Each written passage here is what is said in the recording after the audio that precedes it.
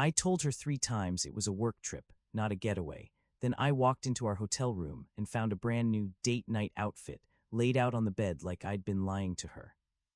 Hey friends, please subscribe and turn on notifications, like this video, and leave a comment with your impressions. This will be a great help. Thank you. We never tire of reminding you. It's all thanks to you. I'm 38 and I've been self-employed most of my adult life. I do commercial building inspections, roofing, moisture, structural notes, the kind of work that sounds boring until you're the person who has to sign your name to a report that could cost someone 6 figures if you miss something. That detail matters because my schedule is cute. It's not brunch and museums. It's early alarms, steel-toe boots, and a notebook full of measurements. Melissa is 33. We'd been dating about 7 months when this happened, long enough that she had a toothbrush at my place and a drawer in my dresser, short enough that I still caught myself learning little surprises about her every week. Most of those surprises were fine, some were not. A week before Christmas, a property management company I work with called me in a mild panic. They had a portfolio of buildings in Chicago, 3 mid-sized commercial properties, and they needed inspections completed before the end of the year. Insurance paperwork, lease renewals, a lender who wanted updated documentation. The kind of chain reaction where everyone suddenly decides your deadline is the only deadline that matters. They offered a rush fee, good money. But it also meant I'd have to fly out on the 27th and work straight through the 30th, then fly back on New Year's Eve. I told them yes, because that's what being self-employed is. You say yes when the opportunity shows up, then you build your life around the yes. That night, I told Melissa over dinner. I've got a trip right after Christmas, I said. Chicago, 3 days on-site plus paperwork at night. Her face lit up in a way I should have paid more attention to. Chicago, she repeated, like downtown, lights, shopping, that sounds amazing. I chewed, swallowed, and chose my words carefully. It's not like that, it's work. I'll be at job sites from sunrise to late afternoon. Then I'll be in the hotel finishing reports. She waved a hand like she was brushing off a technicality. Still, you're going, that's the point. I set my fork down. Melissa, I'm going for work. She leaned forward, smiling, like she'd just solved a problem. So I'll come with you. I blinked, come with me. Yeah, she said, like it was the most obvious thing in the world. We'll make it a little trip. You work in the day, we do dinner and stuff at night. We was doing a lot of heavy lifting in that sentence. I'm not doing dinner and stuff at night, I said. I'll be exhausted. I'll be writing. I'll be up at 5:30. Her smile tightened. Okay, but you'll still be there, and I'll still be there. That was the first time I felt the weird little disconnect between what I said and what she heard. So I got more direct. I'm booking a budget hotel near the sites, I told her. Not downtown, not fancy. I'm not spending rush fee income on a romantic vacation. Her eyes flashed just a quick spark of offense, then she softened again, forcing a laugh. I'm not asking you to book the Ritz. I'm not joking, I said. I know, she replied, and she said it in a tone that sounded like agreement.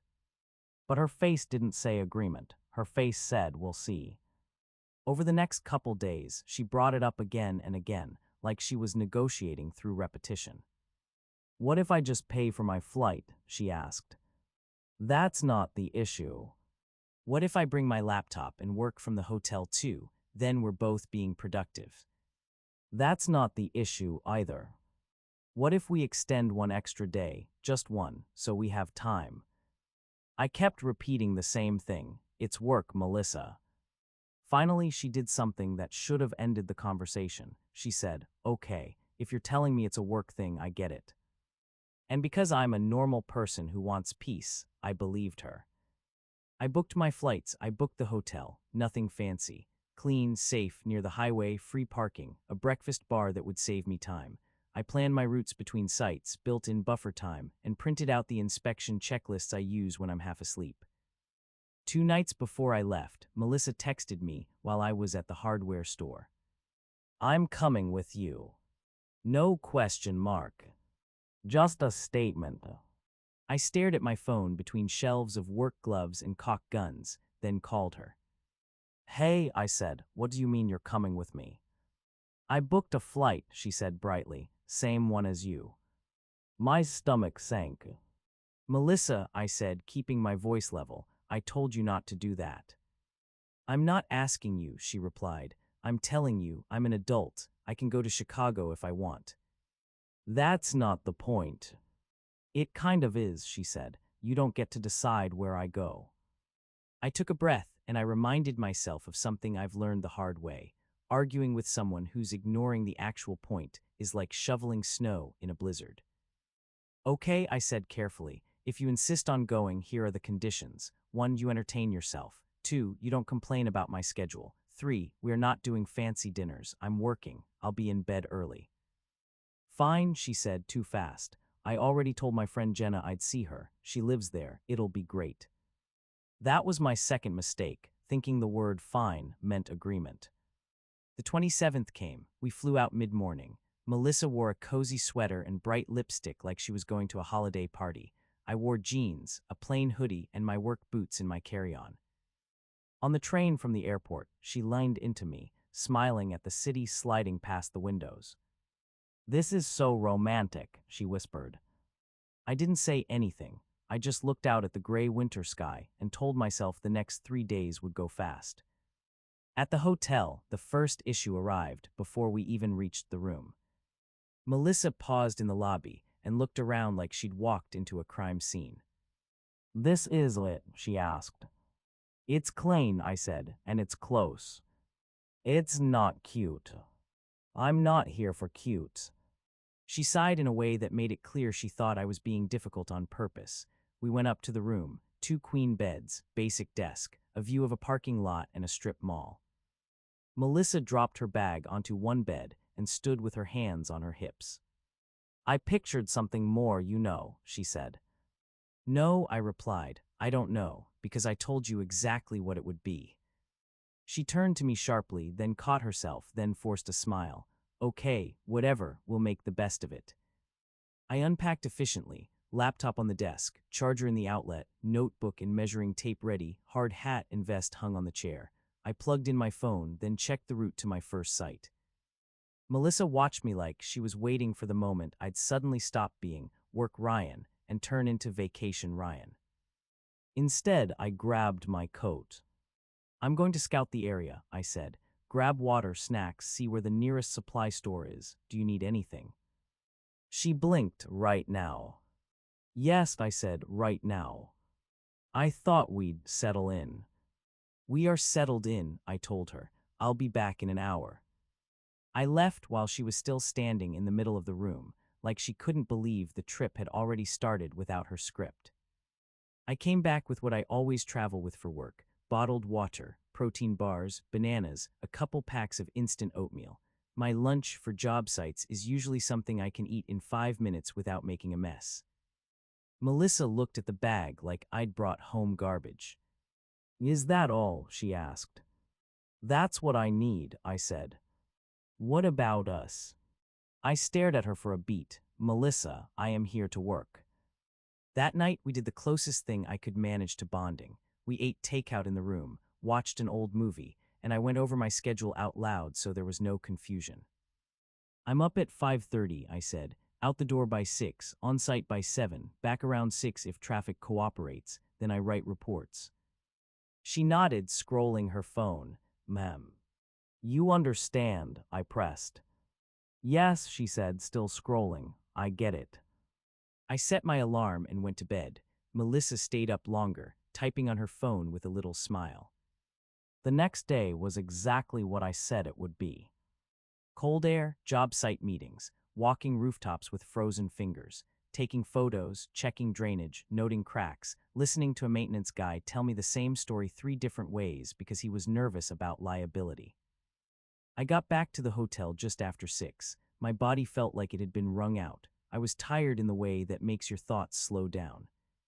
When I opened the door, Melissa was in a nice outfit, halfway through doing her makeup. For a second, I assumed she was going out with her friend. Hey, I said, how was your day? She turned bright-eyed. Good, finally, put on your nice clothes. I blinked. My what? Your nice clothes, she repeated, like I was messing with her. We're going out. I set my bag down slowly. I don't have nice clothes. She laughed like that was impossible. Everyone has nice clothes. Not on this trip, I said. I told you I brought work stuff.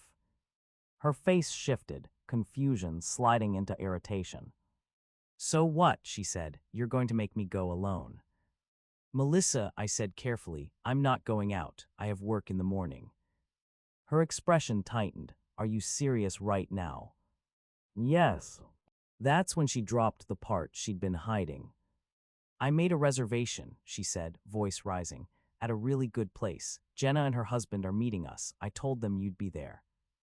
I stared at her. You told them, I said, that I would do something I told you I wouldn't do. She threw her hands up, because normal couples do things when they travel. This isn't a couple's trip, I said. It is to me, she snapped. And there it was. The truth wasn't that she misunderstood. The truth was that she had decided her version would win. She started crying big, dramatic tears, saying I ruined the whole point of coming, that I embarrassed her, that I didn't care about her, that I was acting like she was an inconvenience. I didn't yell, I didn't insult her. I was too tired for that. I just repeated, I told you, I told you, I told you. That only made her angrier. Why are you being like this? She sobbed. We could have a nice dinner, one nice dinner. One nice dinner turns into a late night, I said. A late night turns into a bad morning. A bad morning turns into a bad inspection. And a bad inspection turns into me getting sued. She stared at me like I'd spoken another language. All you care about is your job, she said. All I'm doing is exactly what I told you I would do, I replied. She cried harder, complained about the hotel being depressing, complained that I ate like a gym bro, complained that I didn't plan anything romantic. I sat at the desk, opened my laptop, and started writing. Not to punish her. To do my work. Eventually, she went quiet and locked herself in the bathroom. I ordered food, I ate, I kept typing. When she came out later, her eyes were swollen, and her tone was calm in that way people get when they've decided you're the villain. I can't believe you, she said. I can, I replied, and I hated that I said it because it sounded cold, but in that moment it was the truth. The next day was more of the same. Work, cold, deadlines, calls with the client, photos, notes. When I got back to the hotel, there were shopping bags all over the floor. Melissa sat on the bed with her arms crossed. I went shopping, she said. I see that, I replied. I got you something, she said, like she was offering peace. On the other bed, laid out like a display, was a full outfit, shirt, pants, shoes, nice, expensive. I stared at it. Why, I asked. So you can stop making excuses, she said. I took a slow breath. Melissa, I'm not going out. Her jaw tightened. You're not going out in your work clothes. I'm not going out, I repeated, at all. She stood up like she was about to deliver a speech. We're going, she said, voice sharp. Food and drinks, Jenna and her husband. I told them we'd meet. You are not going to embarrass me again. And I could feel it, the little snap inside my patience. Not rage, not screaming. Just the moment where you realize the conversation you've been having isn't real, because the other person never entered it honestly.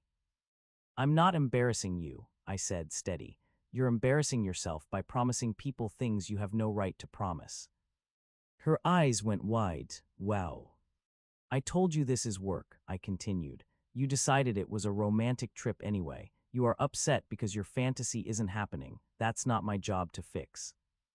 She shouted that I was selfish. I said she wasn't listening. She said, you don't care about me. I said, if you cared about me, you wouldn't be trying to turn my work into your test of my affection. She froze, then started crying again. Then she hit me with the line that made the whole thing click. I just wanted you to prove you'd choose me, she said through tears. And that was it. This wasn't about dinner. This was about control. I looked at her and felt something in me settle, like a decision being filed in the correct folder. I'm choosing my responsibilities, I said quietly, because they pay my bills and because I warned you multiple times. She stared at me like she couldn't believe I didn't soften. I didn't soften, not because I enjoy being harsh, because I was done negotiating reality. She stormed into the bathroom again, slammed the door, and stayed there. I ordered food again, just something simple. I ate at the desk, working. When she came out later, she was in sweatpants and a hoodie, like the whole performance had been drained out of her. We barely spoke. I reminded her again that I was up early. She nodded without looking at me. I went to bed. At some point in the middle of the night, she woke me up. She stood near my bed and said, "Look at me." I blinked at her, confused. She de-changed into a different set of pajamas, silk maybe, and she had lip gloss on. "I'm tired," I said. "What is it?" "I put effort in," she snapped, "and you're not even going to look." I sat up slowly, rubbing my face. "Melissa, it's 2 in the morning." She huffed like I was the unreasonable one, then got into bed hard enough to make the mattress bounce. The next morning, I left before sunrise, because that's what I do. When I came back around 6, the room was quiet. Her suitcases were gone. The shopping bags were gone. The outfit she'd bought was gone. On the desk was a short note on hotel stationery. "I'm going home, I can't do this." No apology, no acknowledgement, just a final attempt to make it sound like she was the one walking away from something unfair. I stood there for a minute, staring at the note, and I felt an unexpected wave of relief. Not happiness. Relief. Because the tension had been exhausting, and the truth is, there's a kind of peace that comes when someone finally stops pretending they're listening. She texted me a few minutes later. "I'm on the train, don't bother calling. You made it clear you don't care." I read it once, then set my phone down. I didn't chase her. I didn't beg her to come back. I didn't send a 10-paragraph defense. I did the job I came to do. That night I finished my reports and emailed them to the client. I double-checked every attachment, every photo, every note. I billed the rush fee. I scheduled the follow-up call for the next week. Then I sat on the edge of the bed in a quiet hotel room and asked myself one simple question. If someone hears work trip and translates it into "prove you love me," what are they going to do when the stakes are real? Back home, Melissa tried to rewrite the story. She told mutual friends I'd ditched her in Chicago. She told my sister, of all people, that I was emotionally cold. She even texted my mom a vague message about being hurt and disappointed. That part was what made me realize this wasn't a one-off misunderstanding. It was a pattern. It was a person who didn't get what she wanted in private, so she tried to win in public. So I handled it the way I handle everything else, calmly, in writing, with clear boundaries. I sent her one message. "Melissa, I'm glad you got home safe. I'm not continuing this relationship. Please pick a time this week to collect your things from my place. I will have them packed. I wish you well."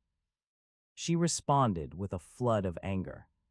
"You're heartless, you used me. I wasted my time. I moved my life around for you." I didn't argue. I repeated the same thing once. "I'm not discussing this. Choose a time to pick up your things." She tried to pull me into a fight, but there's a trick I learned years ago. You can't be dragged into a tug-of-war if you drop the rope. On Wednesday evening, she came by with a friend because she wanted witnesses. I had her boxes stacked neatly by the door, labeled.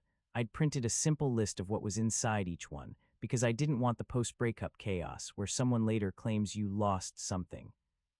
She looked at the boxes like she expected me to fall apart. I didn't. Her friend stood there awkwardly, like she was realizing this wasn't going to be dramatic enough to justify her presence. Melissa said, "So that's it." "That's it," I replied. "You're not even sorry," she demanded. I held eye contact. "I'm sorry you chose to ignore what I said." Her face tightened. "You never loved me," she spit out. I didn't take the bait. I need you to take your things and go, I said evenly. She stood there for a moment like she was waiting for the emotional speech. When it didn't come, she grabbed the first box hard enough that the tape creaked. Her friend helped her carry the rest. Before she left, Melissa turned back and said, "Good luck finding someone who can handle you." I nodded once. Good luck finding someone who will let you rewrite their reality. Then I closed the door. Afterward, I sat down on my couch in the quiet and felt something loosen in my chest. It wasn't heartbreak. It was the feeling you get when you stop trying to convince someone to hear you. Weeks later, I got an email from the Chicago client thanking me for turning the inspections around so fast. They mentioned how my reports helped them negotiate a better insurance settlement. They asked if I could handle another portfolio in spring. I stared at that email and thought about the difference between people who respect your work and people who treat it like an obstacle to their fantasy. And I realized something simple. If someone can't accept this is a work trip, they're not going to accept this is my life. So yeah, I sat alone in that hotel room for a couple nights, eating bland food and finishing paperwork. And honestly, that was still better than being with someone who only hears what she wants to hear. If you've ever dated someone who turned your responsibilities into a personal insult, I'd love to hear how you handled it, because I know I'm not the only one who's lived through that kind of selective listening.